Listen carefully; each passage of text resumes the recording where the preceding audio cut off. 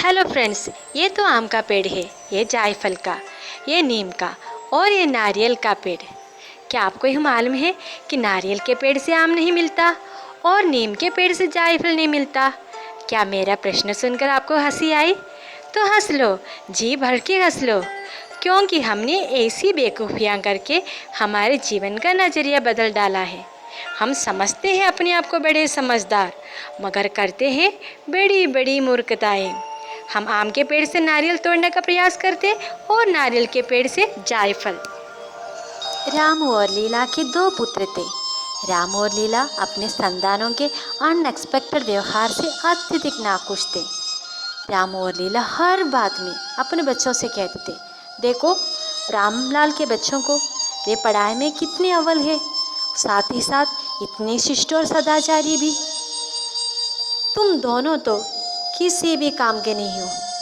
वे बच्चे पढ़ लिख कर बुढ़ापे में माँ बाप का सहारा बनेंगे और तुम दोनों, तुम्हारे भविष्य तो मैदान में चितराए हुए भूसे की तरह हो। तुम उनके समान क्यों नहीं पढ़ सकते? उनके जैसे व्यवहार क्यों नहीं करते? हमें तुम्हारे माता पिता कहलाने के लिए भी शर्मिंदगी महसूस हो रही है। पुअर फेलोस रोज ऐसी बातें सुनकर अत्यधिक दुखी हो जाते थे। एक दिन दोनों ने मिलकर प्लान बनाया कि घर से भाग जाए और दोनों घर से भागकर एक जंगल पहुंच गए। वे बहुत भूखे, प्यासे और अत्यधिक दुखी थे।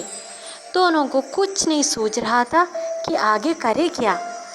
दोनों जोर से रोने लगे। तब वहाँ राजा वीर प्रताप धनुर्जय शिकार के लिए आ पहुँचता है। बच्चों की रुदन उनके कानों में पड़ी। फिर क्या हुआ? राजा तत्क्षण उनके पास पहुँच गए और दोनों को अपने साथ अपने राजमहल ले गए। कई साल बीत गए। अब रामू और लीला बूढ़े हो चले थे। अचानक एक दिन गांव में यह घोषणा हुई, महाराजा गांव में पधार रहे हैं। सब कहीं जोर की तैयारियां होने लगी। साज सजावट से रास्ते सुसज्जित हो गए। राजा के आगमन का दिन आया। राजा से मिलने रास्ते के दोनों तरफ भीड़ की भीड़ एकत्रित होने लगी। शाम का समय था। बाहर लोगों के नारे की आवाज़ सुनकर रामू और लीला भी घर से बाहर निकले। राजा तो नजर नहीं आ रहे थे, मगर राजवेशभूषा में दो शख्स अपनी ओर आते हुए रामू और लीला ने देखा। वे दोनों आकर रामू और लीला के चरण चूमने लगे। रामू और लीला को अपनी खोई हुई संतानों को पहचानने में कोई देर नहीं लगी। अपनी संतानों को राजा के मंत्री के रूप में देखकर उनकी आंखें छलछल हो गई। भीड़ में से किसी ने कहा, किसी को किसी और के साथ तुलना न करें। सूरज और चांद के बीच कोई तुलना नहीं, दोनों चमकते हैं अपना समय आने पर।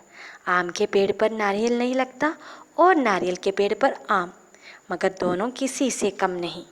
हम गुरुजन और अभिभावकगण अक्सर अपने बच्चों से ऊंची आकांक्षाएं करते हैं जो उनका हैसियत का है ही नहीं। घर में देखो, हर बच्चा अपने भाई बहनों से किसी न किसी प्रकार अलग पहचान रखता है। कोई किताबी कीड़ा है तो कोई बड़े शैतान होंगे, कोई सदाचारी होगा तो कोई बाथुनी, कोई समझदारी से काम करता है तो कोई दूसरों के इशारे का दास। अफसोस की बात यह है कि हम हर व्यक्ति में हमारे मन चाहे गुण ढूंढते हैं और हमारी अपेक्षाओं पर सामने वाला व्यक्ति खरे ना उतरने पर हम आग बबूला हो जाते हैं। हम उन्हें मूर्ख बुलाते हैं, उनके लिए गुड फॉर नथिंग, वीक, भूमि के लिए भार, फालतू, सुस्त आदि निक नेम्स का प्रयोग करते हैं। क्या हम उन मूर्खों में से एक तो नहीं जो टमाटर के पौधों में सीताफल ढूंढता हो? एक बात कहूँ, ऐसी अविवेकी हरकतें करके हम सामने वाले व्यक्ति को ही नहीं मगर उन्हें यूनिक बनाने वाले ईश्वर को भी नीचा दिखाते हैं। हम सब ईश्वर की महती कला है। ईश्वर ने प्रत्येक व्यक्ति की सृष्टि अलग अलग मकसद के लिए की है। हंसिया काटने के काम आता है तो फावड़ा जमीन खोदने के है तो दोनों लोहा। कौन ऐसा इंसान होगा जो हंसिया से ज़मीन खोदता और फावड़े से घास काटता हो? हम तो ऐसा नहीं करते हैं ना। मगर इंसान की बात आने पर हम यह सब भूल जाते हैं। हर व्यक्ति अलग अलग खूबियों का धनी है। प्रत्येक व्यक्ति में छुपे खूबियों को पहचानने में हमें एक दूसरे की सहायता करनी चाहिए, ना कि तुलना करने के चक्कर में उनके दिल को ठेस पहुंचाए। लिखा है, यदि तुम किसी को मूर्ख कहे तो तुम नरकाग्नि में फेंक दिया जाएगा। कौन है जिसमें कमी नहीं है? आसमां के पास भी तो जमीन नहीं है।